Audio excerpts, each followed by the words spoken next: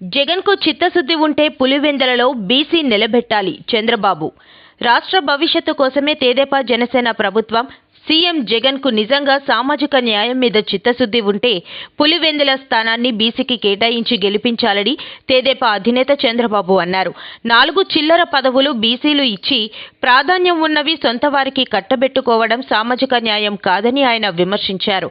మొత్తం 151 మంది ఎమ్మెల్యేని మార్చినా రాబోయే ఎన్నికల్లో వైకాపా ఓటమి తప్పదని ఆయన అన్నారు. అసలు పోలీసులు లేకుండా ఈ సీఎం, మంత్రులు, వైకాపా ఎమ్మెల్యేలు రహదారులపైకి రాగలరా అని ఆగ్రహం వ్యక్తం చేశారు. యువతకు ఉద్యోగాలు ఇవ్వడం లేదు కానీ గంజాయి ఇస్తున్నారని, చివరికి పాచి పనులకు పక్క రాష్ట్రాలకు వెళ్లే పరిస్థితి ఏర్పడిందని మండిపడ్డారు.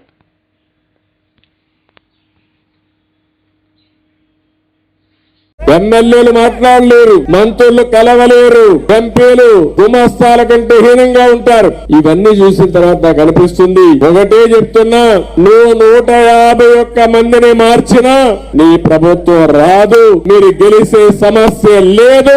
ప్రజలు ఎప్పుడో నిర్ణయించుకున్నారు. దానికి కారణం నేను ఒకే ఒక విషయం మిమ్మల్ని కోరుతున్నా, ఈ ఎన్నిక నేను ముఖ్యమంత్రి కావడానికి కాదు, లేకపోతే తెలుగుదేశం జనసేన పార్టీలు గెలవడానికి కాదు, ఈ రాష్ట్ర భవిష్యత్తును కాపాడడానికి జరిగే ఎన్నికలు. మన భవిష్యత్తు, మన పిల్లల భవిష్యత్తుని కాపాడుకునే ఎన్నికలు.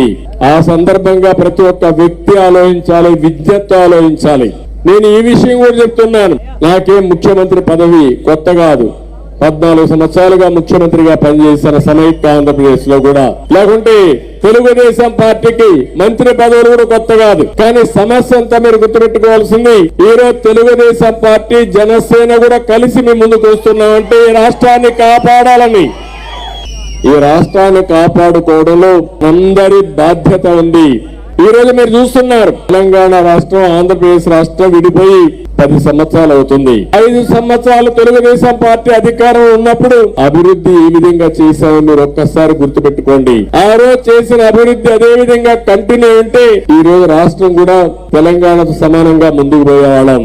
కానీ ఈ రోజు ఇతను వచ్చిన తర్వాత చేసిన పనులన్నీ ఒక్కసారి గుర్తుపెట్టుకుంటే ఒక్క విషయం మీరు గుర్తుపెట్టుకోవాలి, 5 సంవత్సరాల కంటే ముందు మీ జీవన పరిస్థితులు ఏంటి, 5 సంవత్సరాల వైఎస్ఆర్ కాంగ్రెస్ పార్టీ పాలనలో మీ జీవన ప్రమాణాలు పెరిగాయా, తగ్గాయా అనే విషయం ప్రతి ఒక్కరూ ఆలోచించుకోవాల్సిన అవసరం ఉంది. ఒక రైతు, ఒక నిరుద్యోగి, ఒక కూలీ, ఒక చిరు ఉద్యోగాన్ని ప్రతి ఒక్కరూ ఆలోచించుకోవాల్సిన అవసరం ఉంది. మామూలుగా ప్రభుత్వం అనేది ప్రజల జీవన ప్రమాణాలు పెంచేది ప్రభుత్వం, ప్రజల ఆత్మ గౌరవాన్ని కాపాడేది ప్రభుత్వం, అంతేకాకుండా మీ భవిష్యత్తుకు దారి చూపించేది ప్రభుత్వం. అలాంటివి కాకుండా మన జీవితాలతో ఆడుకునే పరిస్థితి వచ్చింది. గాజువాక తెలుగుదేశం పార్టీ కార్యాలయంలో పత్రికా సమావేశం. ఈ సందర్భంగా గాజువాక మాజీ శాసనసభ్యులు పల్లా శ్రీనివాసరావు మాట్లాడుతూ, ఈ నెల 18వ తారీఖున గాజువాక నియోజకవర్గంలో మొదలవుతున్న నారా లోకేష్ యువగళం పాదయాత్ర ముగింపు కార్యక్రమంపై రూట్ మ్యాప్ సిద్ధం. ఈ నెల 18వ తారీఖు స్టీల్ ప్లాంట్ CWC1 నుంచి steel plant police station, KBR pump house, Krishnadevaraya junction, Vantillu junction, అక్కడి నుంచి పాత గాజువాక జంక్షన్, కూర్మనపాలెం జంక్షన్, దీక్ష శిబిరం వద్ద స్టీల్ ప్లాంట్ కార్మికులచే మాతా మంత్రి, అక్కడి నుంచి పైలాన్ వరకు పాదయాత్ర. ఆ రోజు సాయంత్రం ముగింపు సభ. ఈ ముగింపు సభలో రాష్ట్ర టీడీపీ అధ్యక్షులు అచ్చెన్నాయుడు, టీడీపీ నాయకులు, టీడీపీ కార్యకర్తలు అందరూ పాల్గొనాలని పిలుపునిచ్చారు.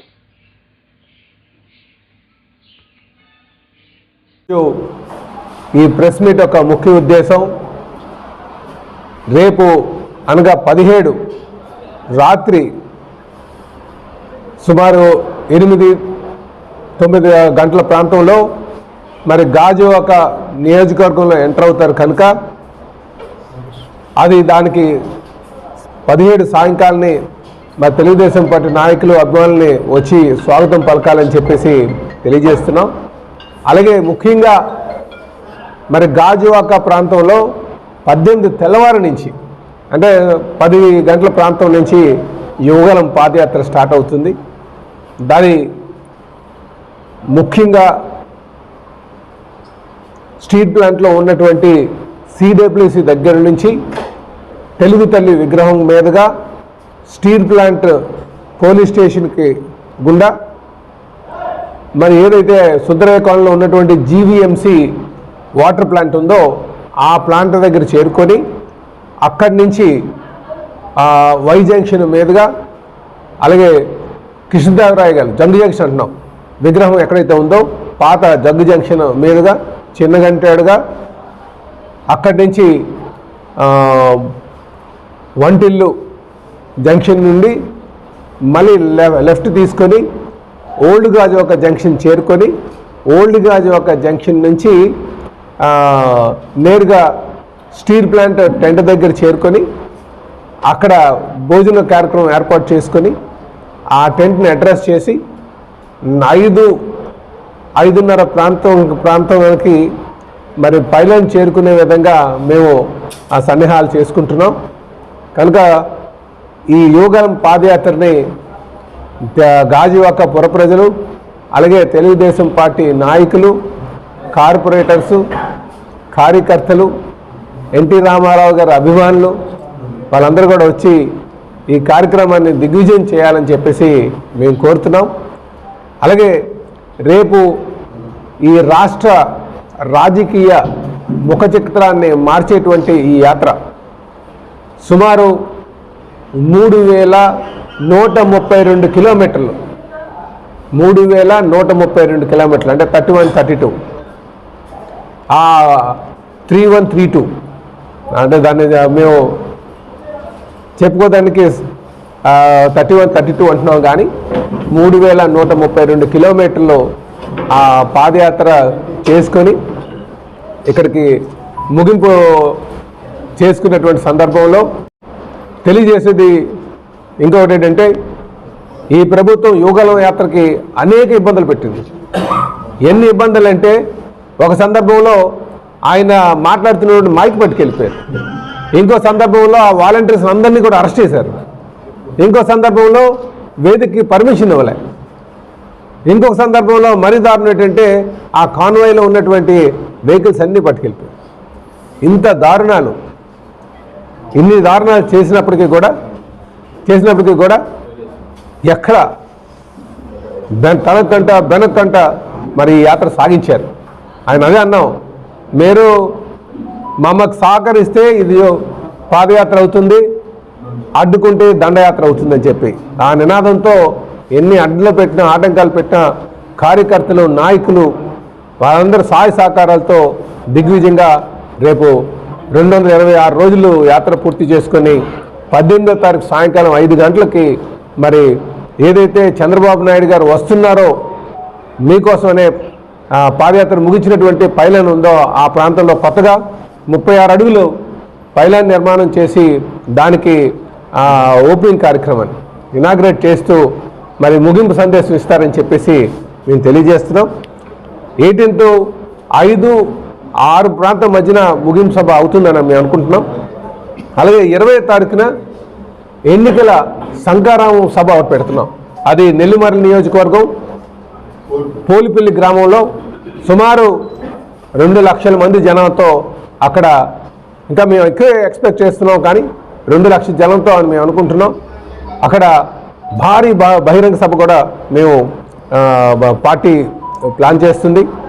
దాంట్లో మరి మాకు అండగా ఉన్నటువంటి జనసేన నాయకులైనటువంటి గౌరవనీయులు మరి పవన్ కళ్యాణ్ గారు కూడా పాల్గొంటున్నారు. మేము ఈ సందర్భంగా చెప్పాలి మేము, ఎందుకంటే కష్టకాలంలో ఉన్నప్పుడు బేషరత్తుగా మద్దతు తెచ్చినటువంటి పవన్ కళ్యాణ్ గారికి, జనసేన అధినేత అయినటువంటి పవన్ కళ్యాణ్ గారికి, వాళ్ళ నాయకులకి మేమందరూ కూడా మనస్ఫూర్తిగా అభినందనలు ధన్యవాదాలు తెలియజేస్తున్నాం. ఎందుకు తెలియజేస్తున్నాం అంటే ప్రజాస్వామ్యం పరిరక్షించడానికి కోసం పవన్ కళ్యాణ్ గారు ఒక మాట అన్నారు.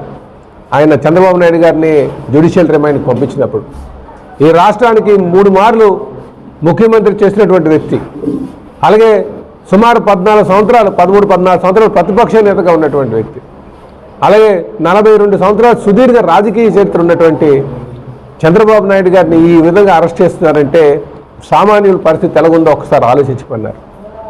ఆలోచించి ప్రజాస్వామ్యాన్ని కాపాడడానికి ఆయన మద్దతు ఇవ్వడం నిజంగా మాకు చాలా ఆనందంగా ఉంది.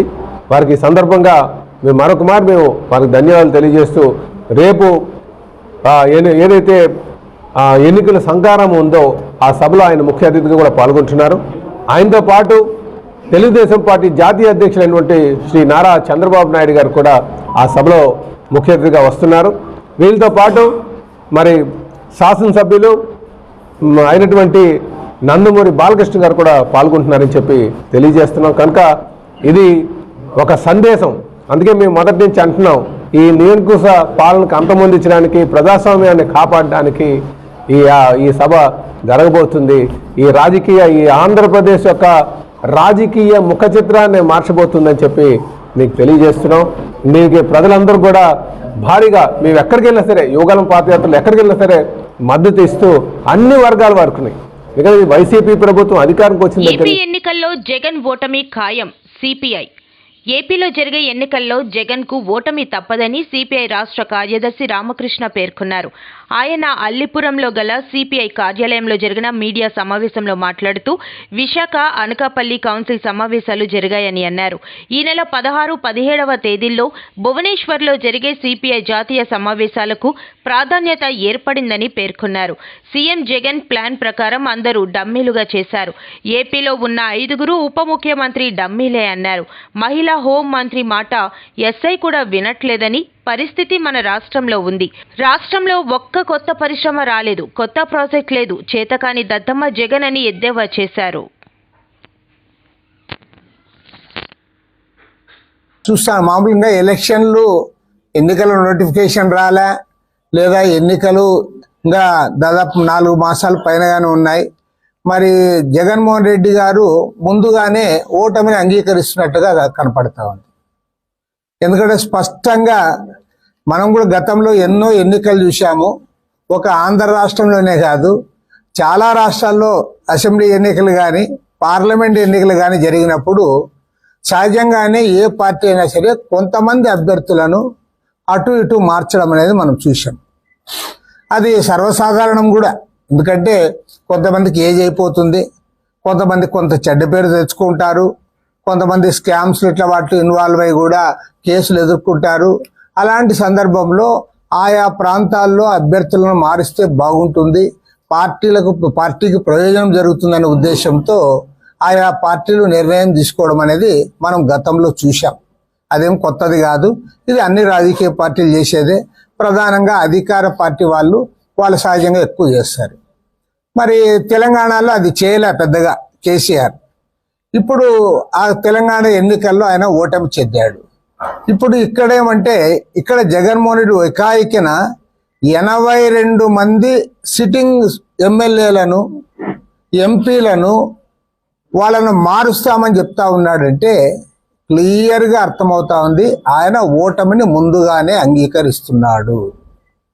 పైగా వాళ్ళ ప్రచారం ఏమి, జగన్మోహన్ రెడ్డికి బాగుంది, వాళ్ళ సిట్టింగ్ ఎమ్మెల్యేల పట్ల అసంతృప్తి ఉంది కాబట్టి మేము మారుస్తున్నాము అని చెప్తా ఉన్నాడు.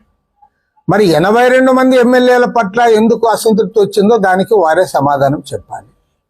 పైగా వాళ్ళు చేసింది ఏముంది, వాళ్ళు చేసింది ఏమీ లేదు.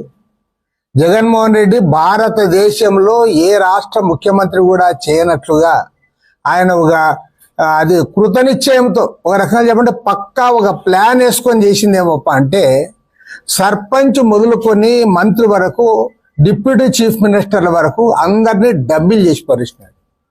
వాళ్ళకు ₹1 అధికారం కూడా లేకుండా చేశావు. మొత్తం రాష్ట్ర బడ్జెట్ అంతా నీ కంట్రోల్లోకి తీసుకున్నావు. స్థానిక సంస్థలకు ఉండే బడ్జెట్ను కూడా నీ కంట్రోల్లోకి తీసుకున్నావు. ఎవరికైనా ₹1 సహాయం చేయాలంటే నీవు బటన్ నొక్కితే కానీ సహాయం జరగదు. వాళ్ళని నిమిత్త మాత్రం చేసి పారేశావు, నిర్వీర్యులైపోయారు. మరి వాళ్ళేం చెడ్డ పేరు తెచ్చారో నీవే సమాధానం చెప్పాలి.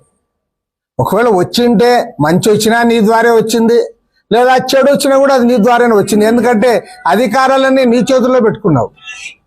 ఎమ్మెల్యేలకి ఏం అధికారం ఉంది, ఎమ్మెల్యేలకి ఏం అధికారం లేదు. కనీసం రేషన్ కార్డు కావాలనుకునేవాడు కూడా ఎమ్మెల్యే ఇంటి దగ్గర పోయి నిలబడే పరిస్థితి లేదు. సర్పంచ్కి లేదు, మంత్రికి లేదు. పైగా 5 మంది ఉప ముఖ్యమంత్రులు పెట్టుకున్నావు. వాళ్ళెవరో పాపం ప్రజలకే తెలియదు, అంతా డమ్మీ ఉప ముఖ్యమంత్రులు. సాక్షాత్తు హోమ్ మినిస్టర్ ఒక మహిళకి ఇచ్చావు, ఆమె చెప్తే ఒక ఎస్ఐ కూడా మాట్లాడాడు. కాబట్టి మొత్తం అధికారాలు సర్వాధికారాలు నీ చేతుల్లో పెట్టుకొని నీ ద్వారా ఇవాళ ప్రభుత్వానికి చెడ్డ పేరు వస్తే నీవు ఓ రోజు మొత్తం 82 మంది వీళ్ళే కారణమని చెప్పి వాళ్ళందరూ కూడా మారుస్తానని చెప్తా ఉన్నావు. పైగా తెలంగాణతో పోల్చుకుంటా ఉన్నావు. అవునన్నా కాలన్నా నేను కూడా అంగీకరిస్తా ఉన్నా. తెలంగాణలో కేసీఆర్ ఇరిగేషన్ ప్రాజెక్టుల పైన కాన్సన్ట్రేట్ చేశాడు. కొంత అంగన్వాడీ భవనాలు కట్టిందంటే తెలుగుదేశం ప్రభుత్వమే. అటు పక్కన పట్టణాల్లో కానివ్వండి, గ్రామాల్లో కానివ్వండి పెద్ద ఎత్తున కట్టాం. టీచర్ ట్రైనింగ్ కూడా ఆనాడు నారాయణ గారు మంత్రిగా ఉన్నప్పుడు కూడా ఆయన కూడా చేశారు. ఒక పైలట్ గా చేసి తర్వాత మేము అందరం కూర్చొని మాట్లాడుకున్నాం ఎలా చేస్తే బాగుంటుంది. అప్పుడు మన సునీత గారి మంత్రిగా ఉన్నారు, పరిటాల సునీత గారు మంత్రిగా ఉన్నారు. కేబినెట్ మీటింగ్ లో బాగా గుర్తుంది. మేము లాస్ట్ లో కూర్చునే వాళ్ళం తల్లి. కేబినెట్ మీటింగ్ లో బాబు గారు దూరంగా కూర్చునే వాళ్ళం. మేమందరం ఆడుకుని ఇట్లా చేశారంట పట్టణంలో, గ్రామాలు ఇట్లా చేయాలి, టాయ్స్ ఇలా కొనాలి, ఇలా పుస్తకాలు అప్గ్రేడ్ చేద్దాం, కొంచెం ఇన్పుట్ ఇద్దామని అప్పుడు చాలా చర్చించాం, కొన్ని చేశాం. అనుకోకుండా ప్రభుత్వాలు మారినాయి. ఎన్నికల ముందర మీకు అనేక హామీలు ఇచ్చారు. ఇప్పుడు ఆ హామీలని గాలికి వదిలేశారు. మీరు శాంతియుతంగా గౌరవప్రదంగా ధర్నా చేస్తున్నారు. ఎక్కడ law and order problem create చేయకుండా చేస్తున్నారు. దానికి మీ అందరికీ నా హృదయపూర్వక ధన్యవాదం. శాంతియుతంగా పోరాడాలి తల్లి. ప్రజల్లో కూడా చైతన్యం తీసుకురావాలి. ఎందుకంటే ఈ ప్రభుత్వం ఏదో మీరు అడిగేది కరెక్ట్ కాదని ప్రజల్లోకి తీసుకెళ్తున్నారు. అది బాధేస్తుంది. మళ్ళీ ఎన్నికల ముందర ఎందుకు హామీ ఇచ్చారండి? ఊదరగొట్టాడు కదా హామీలు ఇచ్చి. 2014 బాబు గారు హామీ ఇవ్వలేదు జీతాలు పెంచుతారని, కానీ చేశారు. కారణం ఏంటంటే ధరలు పెరిగినాయి. మీరు కూడా ఇల్లు వదులుకుని బిడ్డలు వదులుకుని మీరు పనిచేస్తున్నారు. మిమ్మల్ని ఆదుకోవాలని ఆనాడు చేశారు. ఆనాడు పక్క రాష్ట్రాలకు ఈక్వల్ గా ఉండేది మన వేతనాలు. 2 సార్లు పెంచారు. ఇప్పుడు ఆ 2 సార్లు పెంచింది వీళ్ళేదో పెంచినట్టు చెప్పుకుంటున్నారు తల్లి. అవునా కదా? వీళ్ళు పెంచారని చెప్తున్నారు తల్లి. అదే వింతకుంది నాకు. అదే అవునమ్మా. సో ఇది దయచేసి మీరు మన నిరసన తెలపాలి, శాంతియుతంగా తెలపాలి. 3 నెలలు ఓపిక పట్టండి. మన ప్రభుత్వం వస్తుంది. న్యాయబద్ధమైన మీ డిమాండ్లు పరిష్కరించే బాధ్యత మేము తీసుకుంటాం. 2 రోజుల క్రితం మీ ధర్నాలో పాల్గొన్నాను. అక్కడ చాలా స్పష్టంగా హామీ ఇచ్చాను. ఆ హామీకి నేను గాని తెలుగుదేశం పార్టీ కట్టుబడింది.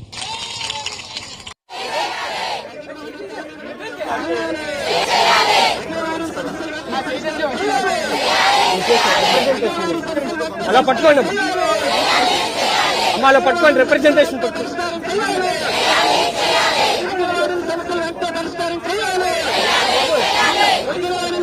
అలా పట్టుకోమ్మా తల్లి.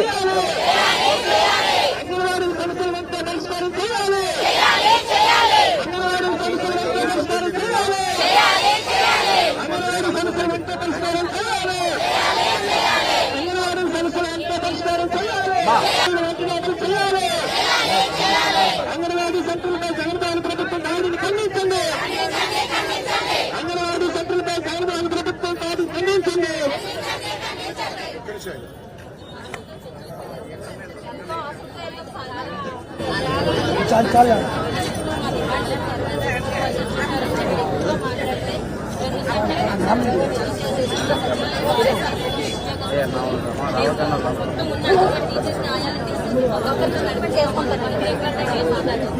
చాలా భయపడిస్తాము, కేసులు పెడతాము, జైలుకి బాబు గారిని జైలు పంపించారు. మీరు అందరూ చూసారు. నా పైన SC ST case attempt murder case పెట్టారు. నా పైన వీళ్ళు ఇదే పనమ్మా. ధైర్యంగా నిలబడి 3 నెలలు ప్రభుత్వం పోతుంది, మన ప్రభుత్వం వస్తుంది. ఇబ్బంది లేకుండా చేసే బాధ్యత నాది.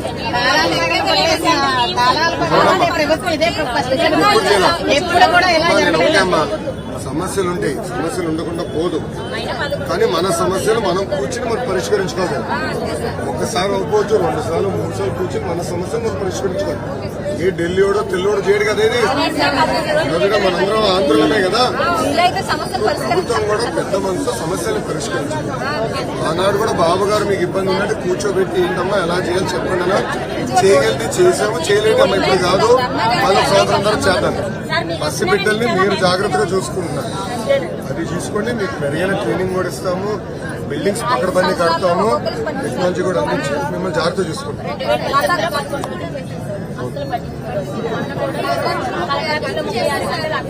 తెలుసమ్మా, నాకు చెప్పారు.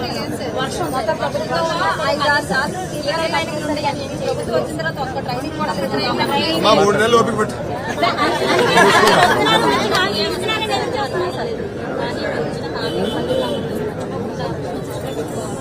మీరందరూ రికార్డ్ చేశారు. కెమెరాలు ఉన్నాయి. మా వాడు లైవ్ లో రికార్డ్ చేశాడు. సో మీకు హాఫ్ అవర్ నా దగ్గర ఉంటుంది. ఎందుకంటే ఒక నిమిషం పరదాలు ఈ ముఖ్యమంత్రిలో పరదాలు కట్టుకుని తిరగాల నా కోరిక లేదు కదా. మళ్ళీ 29 ఎన్నికలు నేను రావాలి కదా, అప్పుడు మీరే అంటారు కదా అయ్యా మీరు హామీ ఇచ్చారు ఎందుకు చేయలేదని అడుగుతారు కదా. ఆ పేరు నేను నిలబడదు. మీరు అదే అంటున్నారు కదా, గతంలో ఆయన ఇచ్చిన హామీ మీరు అడుగుతున్నారు, అదే చూసుకుంటాం. ఆంధ్రప్రదేశ్ అభివృద్ధి జగనన్నతోనే సాధ్యం.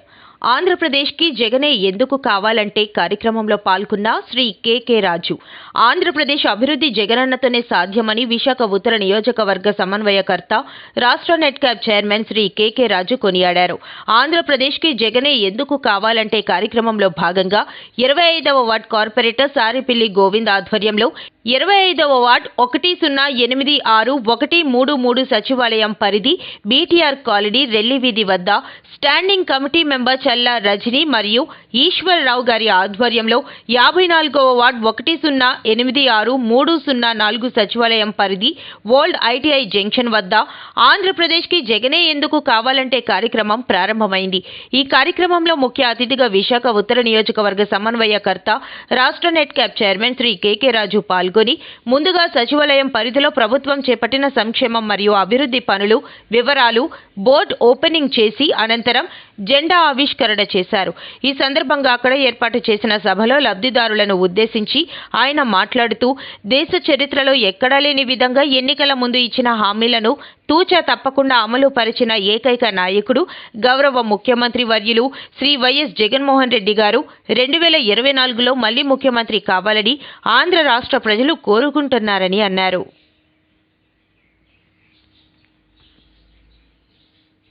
మహిళలకి జగన్మోహన్ రెడ్డి గారు కార్పొరేట్లకి టికెట్లు ఇచ్చారు.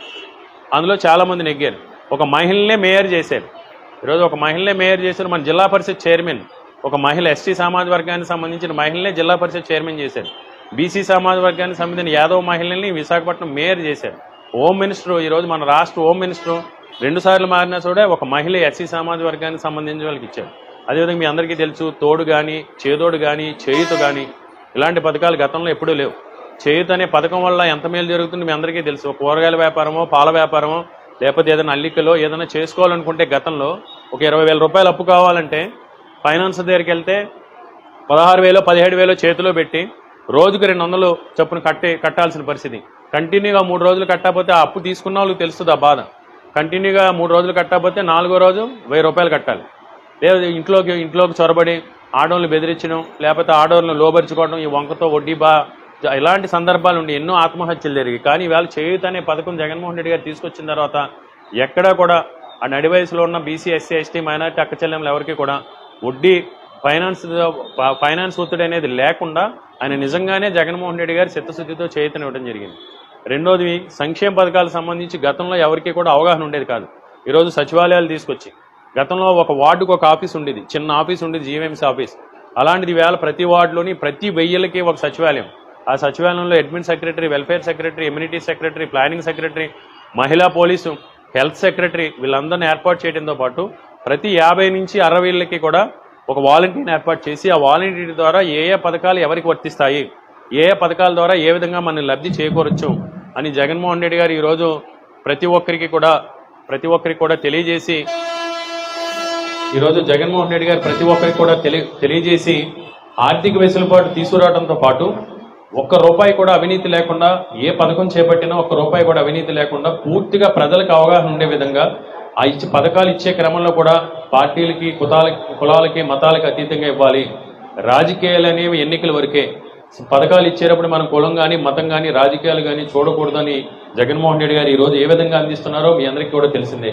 అదేవిధంగా డోక్రా అక్క చెల్లెములకు సంబంధించి గతంలో 2014 ఎన్నికల ముందు చంద్రబాబు నాయుడు, తెలుగుదేశం, బీజేపీ, జనసేన కూడా మీ ప్రభుత్వం అధికారంలోకి వస్తే రుణాలన్నీ కూడా ఒక్కసారే మాఫీ చేస్తానని మాట ఇచ్చిన మాట మీకు తెలుసు.